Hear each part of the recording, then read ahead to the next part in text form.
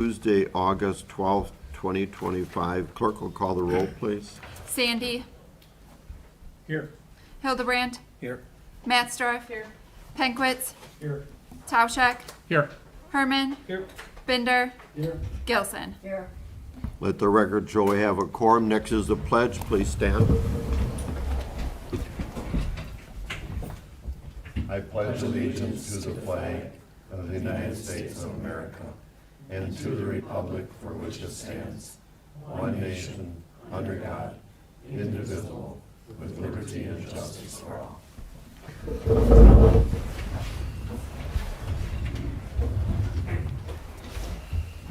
Next item on the agenda is the consent agenda. The chair will entertain a motion.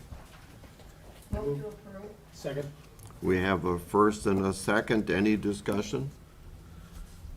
Clerk will call the roll on the consent agenda, please. Herman. Yes.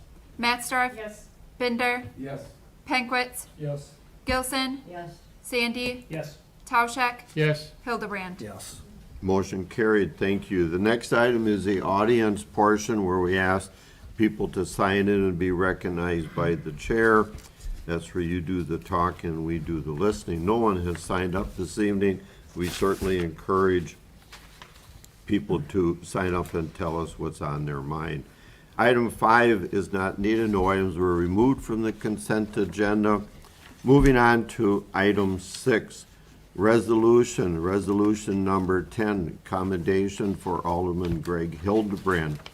The chair will entertain a motion so we can discuss. So moved. Second. We have a first and a second. I would like to take a minute and read resolution number 10. Go for it. Resolution number 10, 2025, a resolution of commendation for Alderman Greg Hildebrand.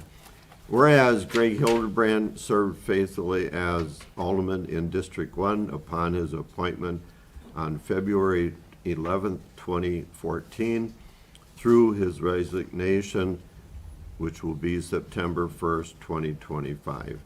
And whereas Greg's contribution to municipal government is an indication of his pride in our community, particularly noted in his public service as council president and serving on the Public Works Utilities Committee, Finance and Personnel Committee, Public Safety Committee, Redevelopment Authority, Joint Review Commission, Board of Review, Parks Committee, and Plan Commission, and several ad hoc committees. And whereas whereas it is fitting and right that the city recognize Greg Hildebrand for his outstanding service to the community.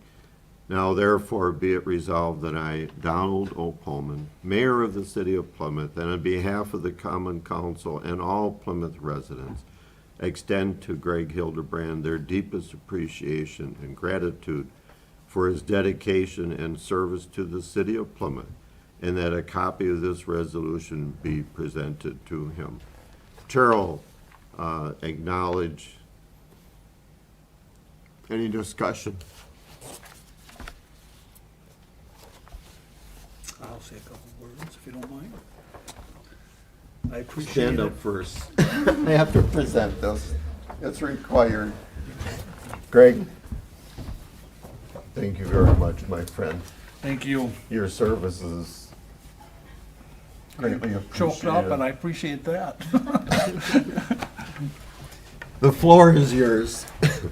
I've seen a lot of alders come and go while I've sat here, and I appreciated every one of them. I always appreciated the debate, and I always appreciated the talk and the friendship a lot of us had, and over the years, and I still talk to some of those individuals. And I appreciate the education by our mayor. I mean, he was a great education for me. Sat down several times and tried to explain things to me. We've had our discussions over the years. How many years is that? My goodness, that's a long time. Yeah, I never meant to make it a career, but It seems that way, doesn't it?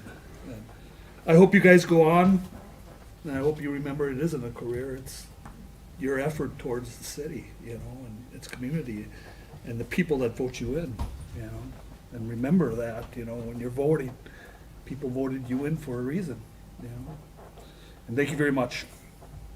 You're welcome. Thank you.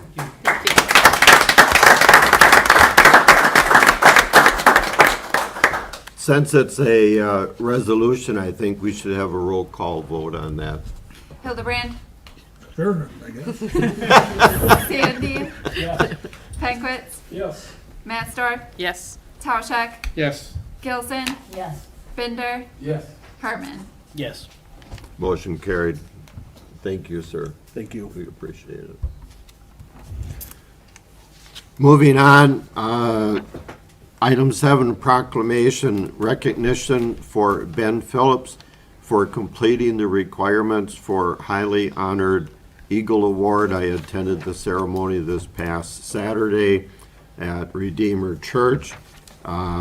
We recognize Eagle Award winners over many years of achievement, and I ask that the council affirm the proclamation as stated. Motion to affirm it. I'll second. We have a first and a second. Any discussion? All in favor, say aye. Opposed? Motion carried. Thank you very much. Item 8, new business, presentation and report, acceptance of the 2024 audit. Tonight we have with us Chris Russo, our Finance Director of Plymouth Utilities. Chris, welcome, and tell us what you have for us here. It looks pretty extensive and pretty complicated, so which one you want us to look at first? My goodness gracious, there's a lot of homework here. I apologize, Greg, if you get one more audit in your time here. I know it's a thrilling discussion. That's okay, I won't read it. Thank you, Mayor. So the city and utility continue to be in a solid financial position through the end of 12/31 of 2024. Tonight, we do have Justin here on the city side, and we're going to have Aaron on the utility side, both from Baker Tilly. They're going to be doing a presentation shortly here, just to give you some highlights and what they found with their audit. Maybe stealing some of their points here, but just, I guess, a few key financial highlights that I'd like to point out here is that the overall net position for the city and utilities grew by $8.5 million last year. On the city side of things, when you're looking at those governmental activities, you're looking at $4 million. Big portion of that is coming from TIP 4 as that was wrapping up, and that was quite profitable there, along with paying off more of our long-term debt. On the governmental side, on the business type activity side, which mainly you're looking at those utilities, we saw an increase of 4.485 in that net position. On the general fund side of things, we're seeing a $613,000 increase as from the previous year, so there as what we had in 2024. On the expenses side of things, we came up pretty on par with our budget on that side of things, so that's always good to see. Our revenues saw a sharp increase on that. Every year, we're always, especially now during our budget season, we always take a look, we try to analyze all those revenues that are coming in and making sure that we are coming as close as possible. But certainly the ones that were highly increased this year, thankfully for 2024, were things like interest income and some other variable revenues on that side. So those things, we always want to make sure that we're good and conservative, that we've stuck with, because the last thing we want is to budget those way too high, and then we put the city in a tougher financial position. The other thing, just for council's awareness, that 613 increase, portion of that is going to stay with the general fund, and then the other portion is going to get kicked over to our capital fund. We're going to be working a little bit here with Baker Tilly over the next coming months to clean up a little bit of that language that we have in the fund policy manual. So that's just going to be something on the horizon that you guys are going to see. The city and utility as well retired another $4.1 million in general obligation debt, so that's always good to see there. And then just so council is aware, our capital fund balance was $1.6 million at the end of 2024. Where we usually try to keep that is that $900,000 to $1 million range. The reason why it's a little bit higher than that range is because we had a few carry forward projects in 24 that are going to be finalizing up in So it's not like we have that full 1.6, a lot of that is already just carrying forward from last year. A good portion of that is already spent this year on that side of things. And then the notable one that we always make council aware of is during that, they did find deficiencies in our internal controls, especially in regards to our segregation of duties. That's not uncommon, especially for a city and utility of our size, but it's certainly something we always take seriously, and we try every way we can to really shore up anything we can on our segregations of duties. Unfortunately, we may not ever get to that perfect score, but we can certainly clean up our processes any way we can to make that a little better. And then same thing too, there were 2 items for corrections that they noted in the audit that rose to that level. Same thing too, we worked with the auditors on those, and every year we make ourselves a little bit better. We increase what we have for standard operating procedures, kind of clean up some timelines, so we make sure that we don't make those mistakes year after year.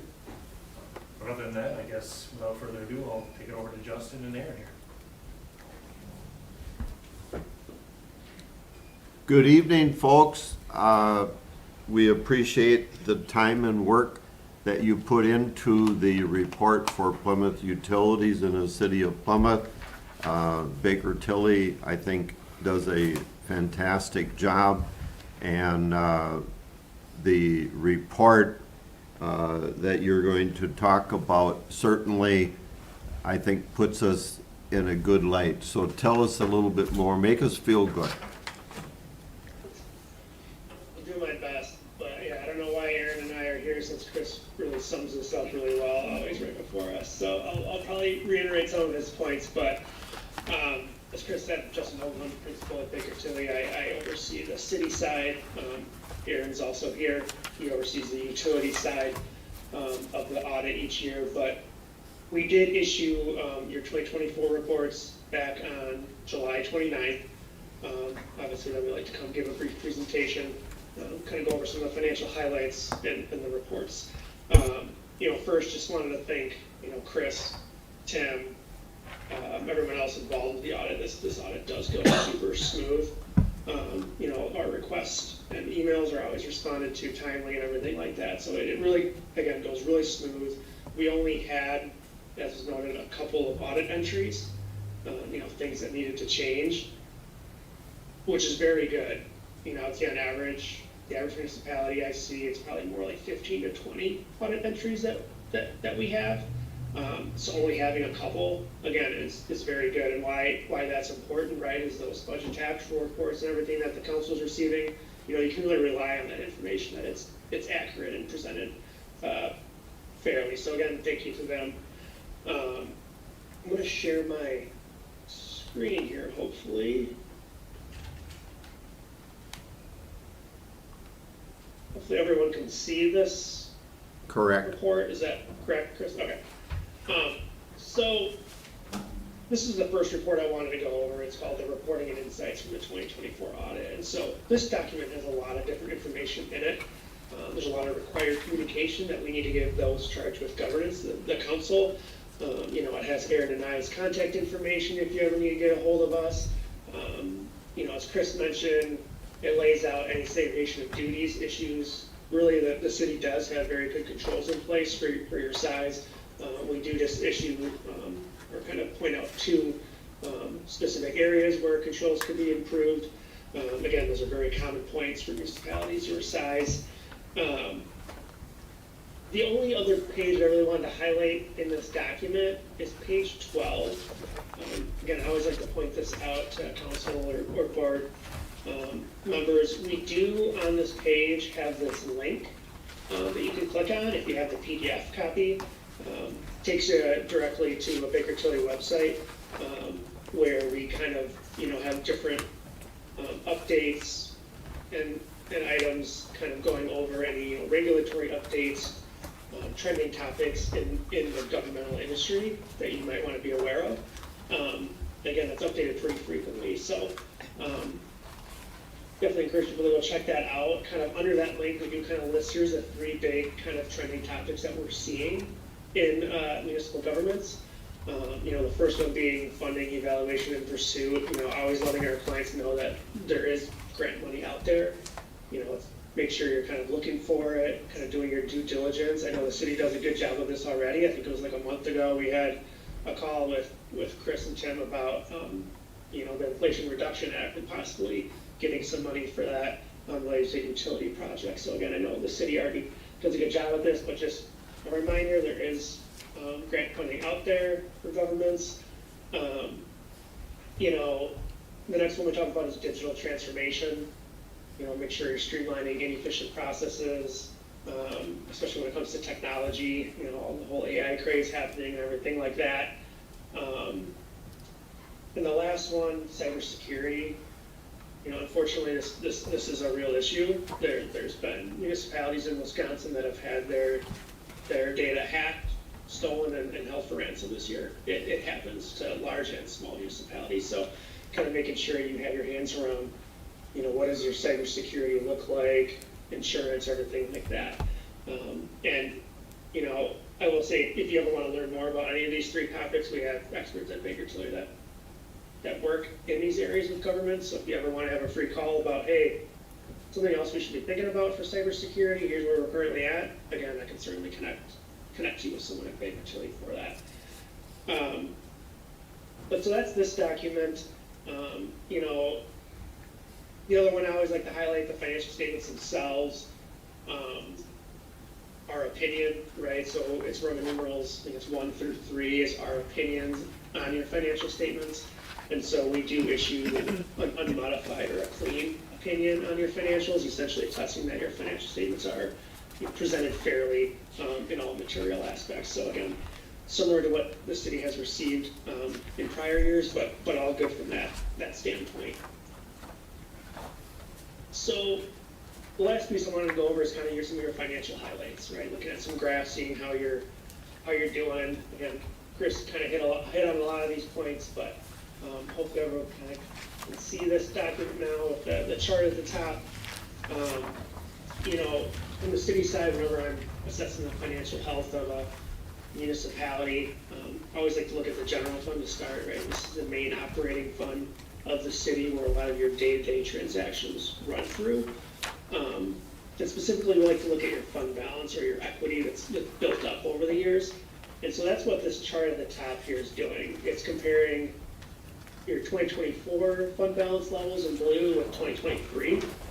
And so your fund balance is really broken down into 3 different buckets or types of fund balance.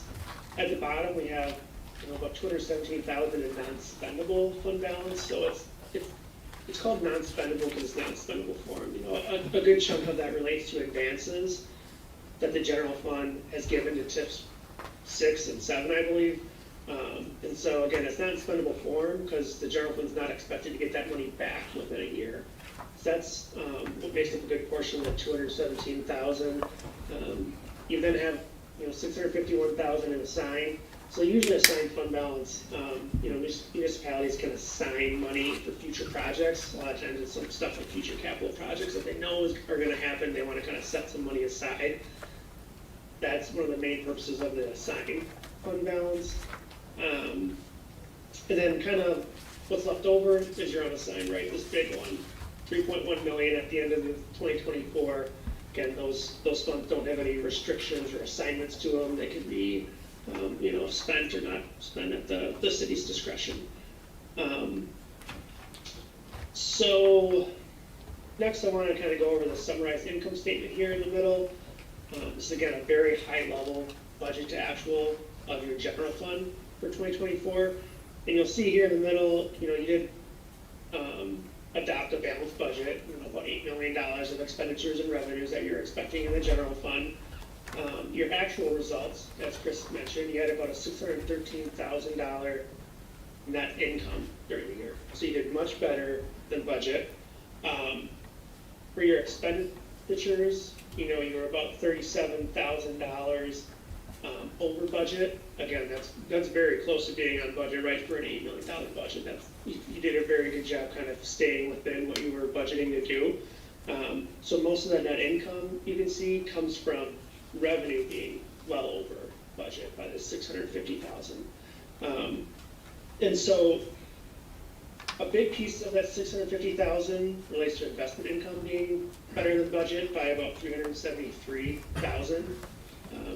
Again, with the high interest kind of rate environment, overall positive market conditions, we're seeing that at most municipalities where those investment income amounts are much higher than budget, which has really helped the last couple of years here. The other pieces of that $650,000, some of it related to various variable payments and fees. Some of it was municipal court fees being a lot higher than budgeted, as well as building permits and stuff like that. So, again, a very positive net income for the general fund during 2024. And page 52 of your financials will break down the budget actual in more detail if you want to look at that. This next graph, again, we kind of like to look at that unrestricted fund balance that we just talked about. And we divide that by your expenditures in the general fund. And essentially what this is saying is, if you didn't take in any more revenue, how long could you kind of keep paying your bills just with that fund balance that you've built up over the years? And so that ratio for the city, for the general fund, is in red here. So at the end of 2024, it's 48%, which essentially calculates out to about 6 months. You have about 6 months of fund balance on hand to kind of keep the lights on, again, paying those bills. You'll see the blue dots are other municipalities your size in Wisconsin and where they're at. So again, the last couple of years, you've been pretty close to where other municipalities are. This year, you're definitely above where other municipalities would be. And you've seen a nice trend upwards the last 5 years of really kind of building up some of that fund balance, which makes sense with that large net income that you had in the general fund. We always like to see at least 2 months. Again, 6 months, you're well above that. So this next page here focuses around your debt and where your debt levels are at. So one thing we always like to look at is your general obligation debt and kind of compare to your statutory debt limit. So the black line is how much general obligation debt you can have, which is 5% of your equalized value of the city. And the red is how much actual geo debt the city has outstanding. So you can kind of see that that's just been decreasing as the city hasn't been taking out new debt. In 2025, that will be changing with the debt issuances that's happening. So next year you'll see a little spike here with this red line is. But as of 2024, at the end of 2024, you've essentially used up only 8% of that debt capacity that you have. That is certainly low. I would say on average, it's closer to 25, if not 30% for other municipalities, again, on average. So again, you kind of you're in a really good spot as far as debt, where you have capacity to borrow if needed for projects in the future. So again, a really good spot as far as where your debt sits. So this last slide here, again, focuses around debt. And one thing we always like to calculate is, what percentage of your normal routine expenses do you have to devote to pay off your debt, right? Because if you're using it to pay off debt, you can't use it to buy a new, public works vehicle or something like that. So then the city of Plymouth is in green here. You can see for 2024, about 19.4% of your expenditures had to go to service that debt. And that's fairly in line with, what we're seeing with other municipalities in Wisconsin, which are the black dots. But again, the city really does have a low level of debt outstanding. Again, as Chris said, really the city is in a strong, financial position. All the metrics that we typically look at, again, pretty strong. There is debt getting taken out in 2025, both on the city and utility side for various projects. And I think the other big thing that, Chris did mention already is, TIF 4 is terminating in 2025. So once the TIF terminates, if there's fund balance left in the TIF, which there is a decent amount in TIF 4, that then gets divided where the city receives a piece and the overlying other taxing jurisdictions will get a piece. So the county will get a piece, school district will get a piece, But so for 2025, you're gonna see a nice one-time inflow of funds going from the tip related to its closure. So again, something to kind of look for in 2025. Is that going to the general fund, Chris, or were you guys maybe moving it somewhere else? Yeah, we have that going to the capital fund as of right now. Okay. And a lot of that going to, I think, TID 8, if I believe so, on that one, so. Yep. Okay, I thought there was something like that happening. Yep. So again, overall, positive health for the city. The only other one thing I did want to mention too, besides, I showed in a previous graph, that kind of fund balance ratio kind of increasing, right, the last 5 years. A portion of that obviously relates to the investment income that we've been seeing, the high interest rates over the years. The other piece is, you got the ARPA funds that have been spent down over the last, 3 or 4 years here. So that will be going away now. It will be all spent. So again, that can, we're just kind of warning municipalities that, you had these kind of funds that maybe you were just, using ARPA funds for that you would have used general fund for. That's kind of almost in a way artificially inflating the general fund revenue or net income that could be going away. So just making sure that you're budgeting, appropriately for those funds kind of not being there anymore. So. And for Any those, we picked up, questions? I'm sorry, Justin, and for those, we picked up some nice projects, kind of outside of our normal budget for those, so it really worked out to have those ARPA funds to be able to do some work on the railroads and some other items there. So, those are all used up. Perfect. Any questions on that part? Otherwise, we can kick it to Aaron to kind of go over. No, I utility think side. that's very good, thank you, appreciate that. Share my screen.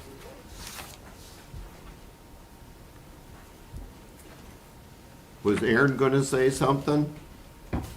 I didn't wanna exclude you, we've Yeah. worked together for a long time, I don't wanna, ignore. No, and Aaron, you're just coming off a little bit quieter, so, on this side of things, so. Okay, try to, Perfect, there you go. does that help at all or no? That's a little bit better, Yeah, perfect. that's good, thank Okay. you. And can you see my presentation as well? We can, yeah. Okay, Yes. that sounds great.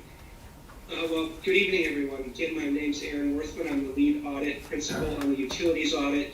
And just want to go through, well, I guess first, to echo what you've heard tonight, the utilities audit, as usual, went very well. We did not have any issues.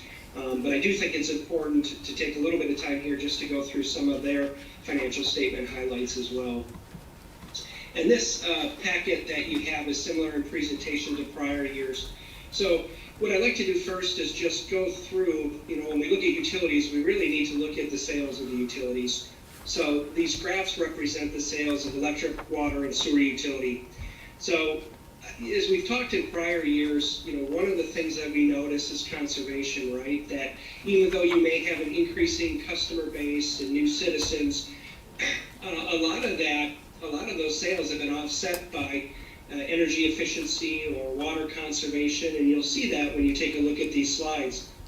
So for instance, if we look at 2023, you had $261 million of kilowatt hours sold.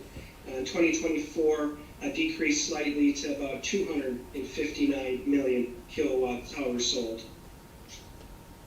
We go to the water side, same type of thing. It's interesting here, though, if you look at water, really had some COVID effects. We've talked about this before, that during COVID, industry really went down with sales, residential went up. Well, I think it's finally in 2024, we seem to be pretty much back to normal. But at any rate, 2023, we had 356 million gallons sold. We saw an increase in 2024 to 371 million gallons sold, most of which was in the industrial portion. And then taking a look at sewer, same types of things. Sewer, we had 352 million gallons billed in 2023. And in 2024, that became 385, or increased to 385 million gallons billed. And part of that was due to mostly in the industrial customer class, high-strength customers had higher usage during the year. So for all three utilities, again, pretty consistent sales, and in a couple instances, some increase in sales. Then the other thing we always want to look at is the adequacy of rates.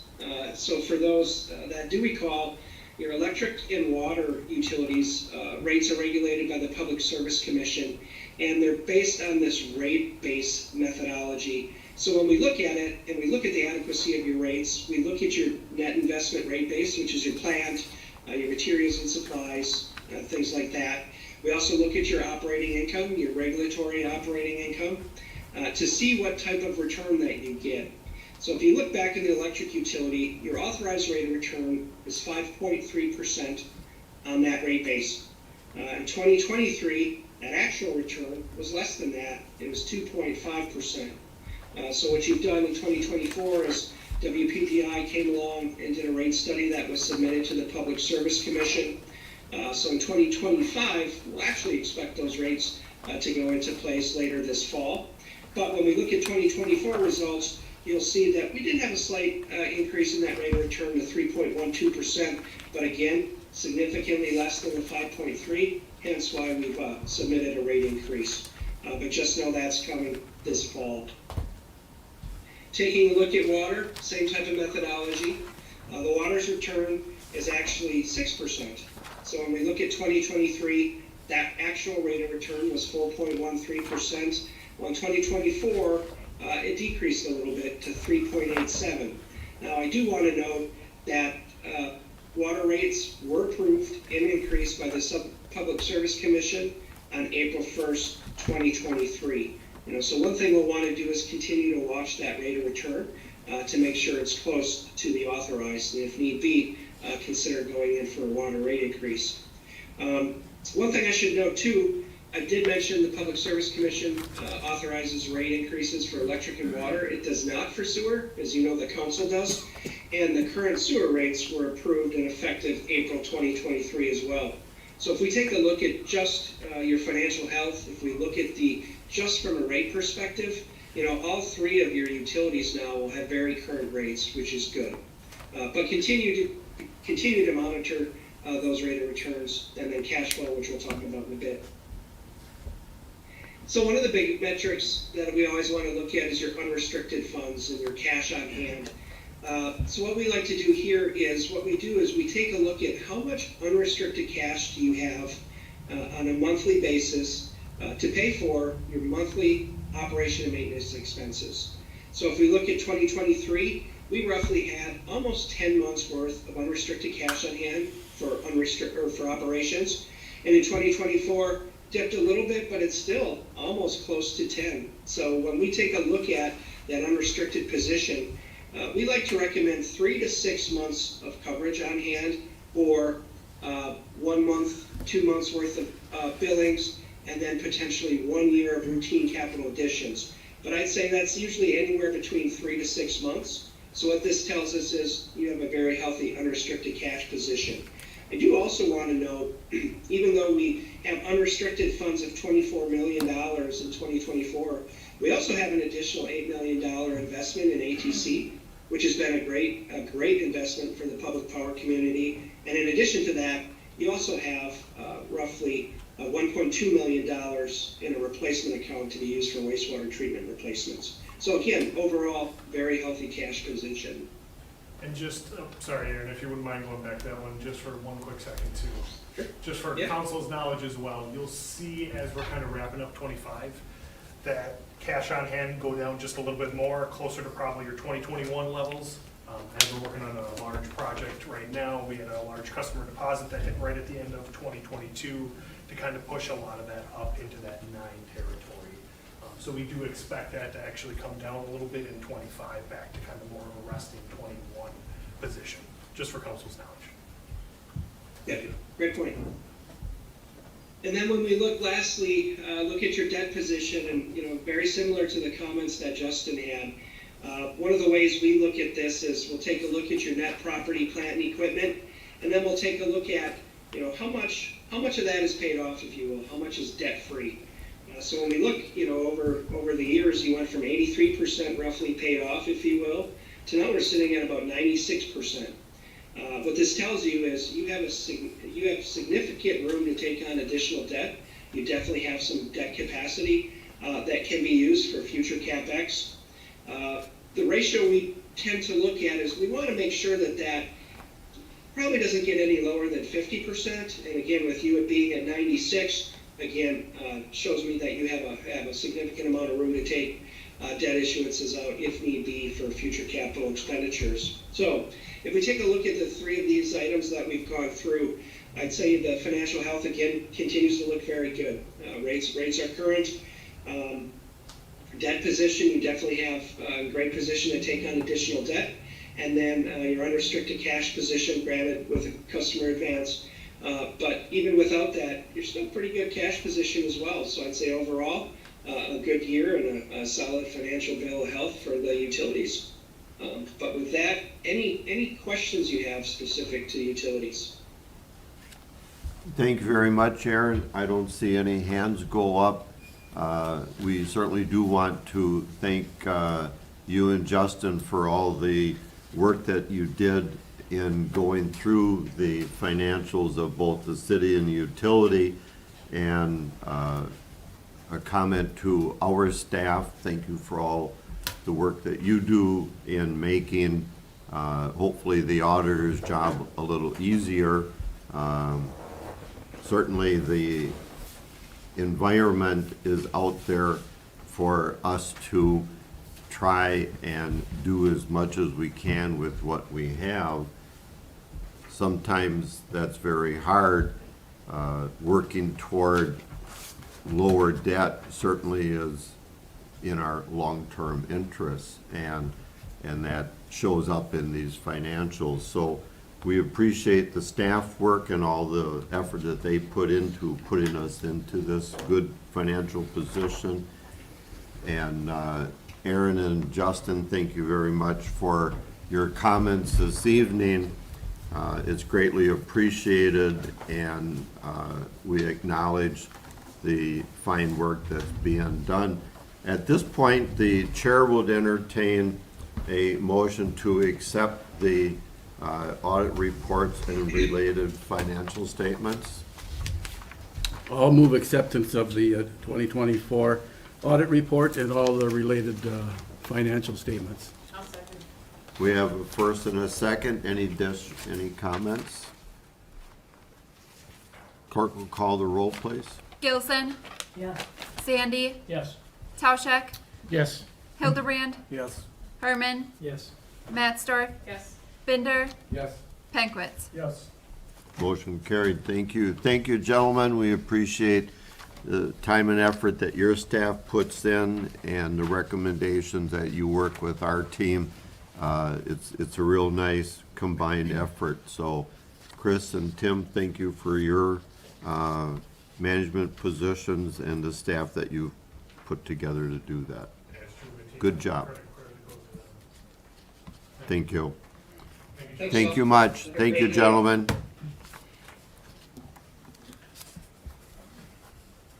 It's nice to know that the city and utility is in a good position. Moving on to new business, item B, discussion and possible action on extraterritorial certified survey map, CSM, parcels number 5901621730 and 5901621730, located on Sandstone Lane in the town of Plymouth. Jack, our Assistant City Administrator, Community Development Director, you want to give us a little heads up on that, please? Yeah, thanks, Mayor. We had one of these the last meeting. This is within a 1.5 mile buffer, which gives the city approving authority for these CSMs. This one was at Plan Commission last week and did receive unanimous recommendation for approval. It was at the town of Plymouth and approved on July 8th. As you can see in your packet, it's creating 3 lots. Currently, there are 2 lots there. It's essentially creating one new lot for a family member to acquire and I believe build a home.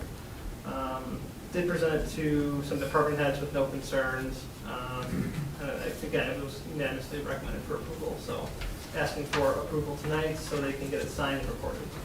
Any questions, I'm happy to answer. Thank you. Chair will entertain a motion so we can discuss on the CSMs as indicated. Motion to approve. Second the motion to approve.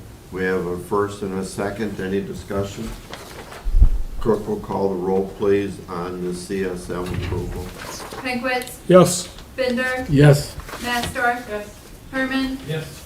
Hildebrand, Yes. Gilson, Yes. Sandy, Yes. Tauschek. Yes. Motion carried. Thank you. Moving on to item C, discussion and possible action on library renovation plan. Tim, our city administrator, Tim, want to give us some highlights on that, Yeah, I'll please? give a brief rundown. So the 2024 budget did include funding for the Plymouth Public Library to conduct a space needs analysis over the spring and summer of '24. The library partnered with their consultant and a task force of citizen volunteers to review the current facility. So that plan was completed, and some initial development concepts were presented, and some initial repair concepts were also reviewed. So based on this presentation to the committee of the whole, there was a recommendation of a phased approach to address those immediate concerns while applying for a flexible facilities grant for longer-term items. In late 2024, we were notified we did not receive that flexible facilities grant. So in response, city staff met with the library to determine those next steps. So what happened next was in 2025, earlier this year, we did establish the ad hoc library repair, renovation, and expansion committee. And that committee's purpose is to evaluate the immediate, midterm, and long-term needs of the community. So we've met with that committee now, I think 4 or 5 times, really to begin that process. We've primarily focused on the immediate and midterm needs. Several of those immediate needs are going to be focused in our budget upcoming, so you'll see those as part of the capital budget presentation. But some of those additional immediate and even more midterm needs really need to be just reviewed to make sure we're not going to be doing the work twice as part of any changes on the inside of the building. So the committee did request an RFP for an interior renovation master plan. The initial concepts presented by the prior consultant were really focusing on exterior modifications, expansions, new locations. What the committee really focused on was we like the library in the location that it is. What can we do inside in the immediate term to make better use of the space? So 4 proposals were received, focusing really on ADA requirements, a redesigned entrance, enhancements to the children pits, and other needed repairs. Addition of study rooms, a multi-purpose meeting room, enhancements to the one that is already there, and refurbishment or replacement of the elevator. The part of the RFP was focusing on building off the existing study, so that existing study did a lot of work on some of the immediate repairs that need to be done already, so really taking that and building that into an updated plan. And the final product from the RFP should include 2 design options that can be used for future implementation. So again, 4 proposals were received, FEH, Somerville, HGA, and PRA. The ad hoc committee unanimously recommended Somerville Architects, and this cost will be split 3 ways between the library at WPPI with their value of local utilities program and the city. So the city's share is going to be approximately $7,066. So this is going to be used, capital fund reserves. This is not a budgeted item, but staff does recommend to approve the proposal from Somerville Architects and Engineers. This did go to the library committee this past Monday, and they did also recommend approval. So happy to answer any questions. Thank you. Appreciate the information. The chair will entertain a motion so we can discuss. Mayor, Alderman Tauschek. I would make a motion to approve the proposal from Somerville Architects Engineers as presented. I'll second. We have a first and a second. Any discussion? I think we should point out that the funds would be coming out of $25, and our share of that would be how much? $7,066. Okay, and where is some of the other dollars coming from? So that'll be WPPI as part of their value of local utilities program and the library. Okay, so that'll be a three parties shared. Correct, yep. Okay. Any questions? I would like to take the time to thank the Library Ad Hoc Committee for their quick work on coming up with some recommendations here so that we can continue to move forward on the renovation plan and see how that develops at the present location. Alder John, you had a question? I just have a question that, I think the great idea that we recommended that they do this in phases. And I know the library board has a vision of what future phases might look like, is what they want to accomplish, and it depends on what properties, a lot of it depends on what properties might become available around that library. Hopefully, when they do phase one, and I think you kind of hinted at that, Tim, about the idea that hopefully things aren't done in phase one that are going to have to be redone when you get to the next phases that may happen. Correct. I think taking into account some of the properties next door that could eventually be plans for future expansion, that's going to be something we'll talk about with Somerville to make sure that they're taking that into account as part of the planning process. Yep. The other thing I would add is that the ad hoc committee is going to serve as the steering committee to review the proposals from the architect as they come forward on a monthly basis. Any other comments or questions? Clerk will call the roll, please, on the recommendation. Gilson, Yes. Sandy, No. Tauschek, Yes. Hildebrand, No. Herman, Yes. Matsdorf, Yes. Binder, Yes. Penquitz. Yes. I tally 6-2, correct? Thank you, motion carried. Thank you all for going through all of the material this evening, a lot to digest. Chair will entertain a motion to adjourn. So moved. Second. We have a first and a second. All in favor say aye. Opposed? The ayes have it. Thank you very much.